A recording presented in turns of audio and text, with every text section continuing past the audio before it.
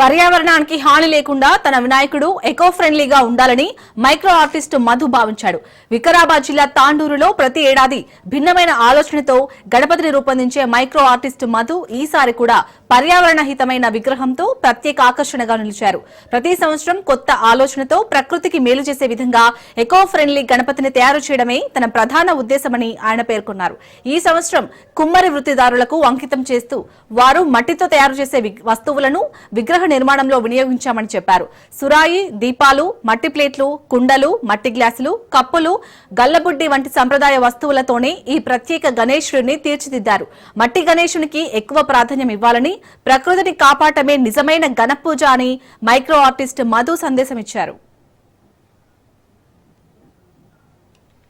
తాండూరు కాళికాదేవి టెంపుల్లో ప్రతి సంవత్సరం ఒక సరికొత్త వినాయకుడు చేయడం జరిగింది.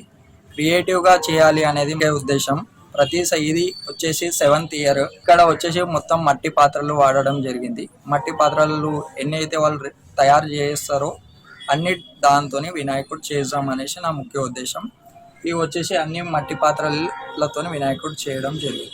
వాడిన వస్తువులు గల్లబుడ్డి,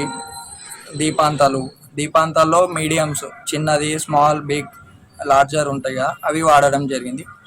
మట్టి వస్తువులతో వాళ్ళు ఎన్ని అయితే ఐటమ్స్ రెడీ చేస్తారో ఆ ఐటమ్స్తోని మొత్తం వినాయకుడు చేయడం జరిగింది. తాండూరు కాళికాదేవి టెంపుల్లో ప్రతి